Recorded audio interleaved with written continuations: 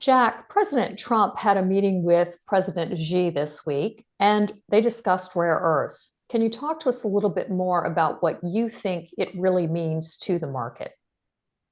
Yes, I think it's a temporary fix because I think what they agreed upon was that China would roll back its latest series of impediments to the export of rare earth products by 1 year. Okay, this wasn't any kind of permanent deal.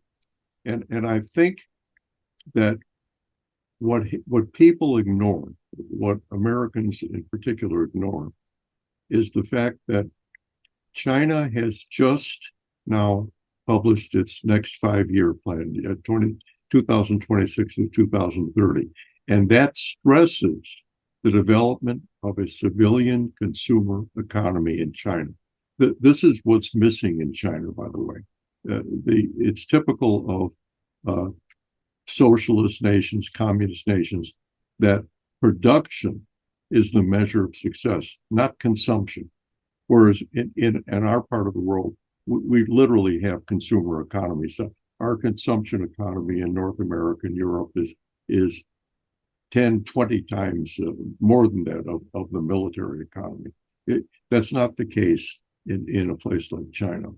But the Chinese government recognizes they have to have a domestic consumer economy. And right now, China absorbs 80% of its production of rare earth enabled products. 80%. Now, some of that is for export, that's true. But if the Chinese achieve a consumer revolution, a domestic consumer economy, they'll use even more of their production than they do now.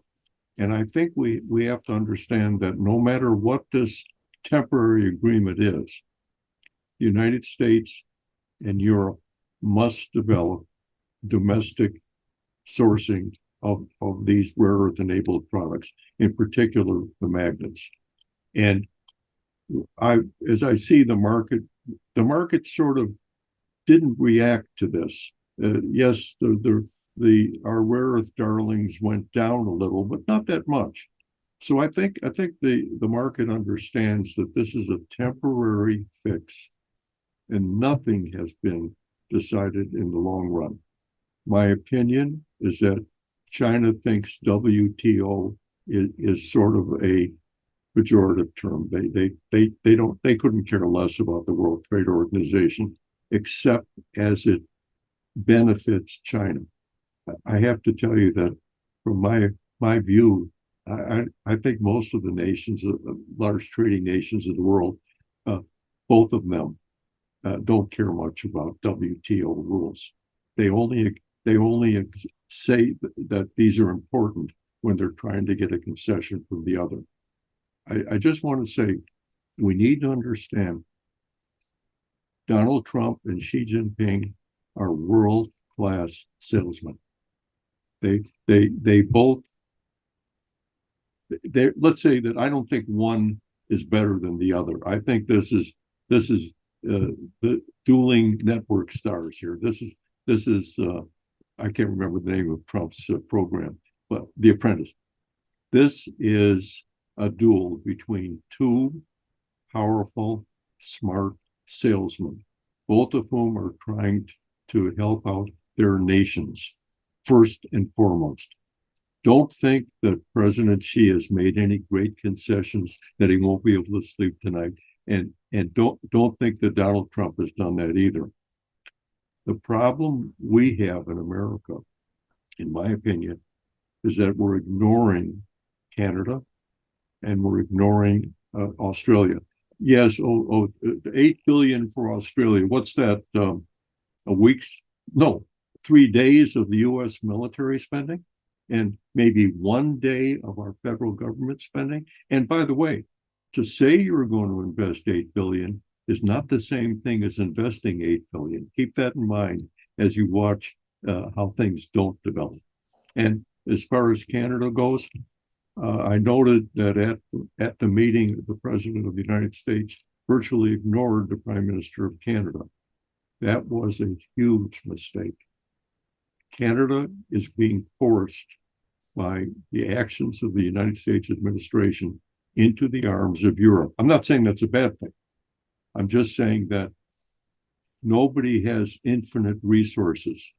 The Europeans are very much aware of Canada's importance to them.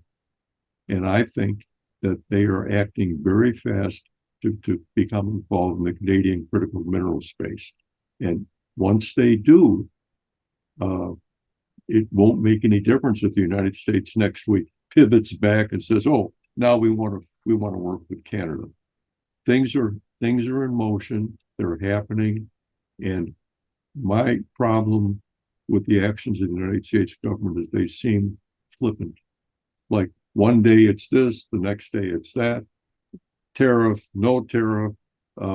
This is important. That's important. This is very typical of political regimes. I understand that. But mining, critical minerals, these are long-term investments, and the returns take a long time to happen. And if we don't do it now, we might as well never do it, because we're going to be bypassed. That's my those are my personal thoughts. So what do you think about the thawing of the relationship between Carney, Canadian government, and President Xi? I think that if Prime Minister Carney is thinking make Canada great again, that is the best thing he can do. Because I don't know about the rest of you, but if I want to sell something, I think I'd like to know who the best customer is. Okay, so these things, well, we've got to produce this, we've got to produce that, they will do this, they will do that. The largest consumer of critical minerals in the world is China. The second largest consumer is the United States. The third largest consumer is Europe.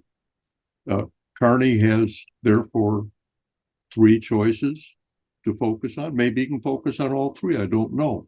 But as long as politics is involved, and we keep saying the evil Chinese are out to get us, they're not out to get us with war.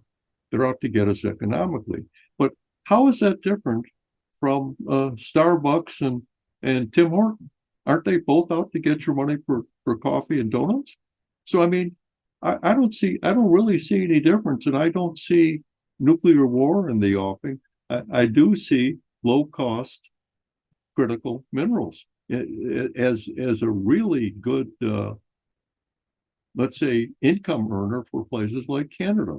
And if Canada can't sell its materials to the United States, what's it going to do? Stop producing? No, it's going to sell to whoever wants to buy them. So the biggest market in the world for critical minerals, the country that now provides more than half of all the metals in the world, the People's Republic of China. Okay, put yourself in Carney's shoes. What would you do? I don't know, but I wouldn't keep being somebody's. I guess I shouldn't say this, but I do it anyway. I shouldn't be an organ grinder's monkey. For those of you interested in finding out more about the Critical Minerals Institute, please go to the following website. And Jack, thank you so much for your time. And thank you, Tracy, for letting me air my opinions.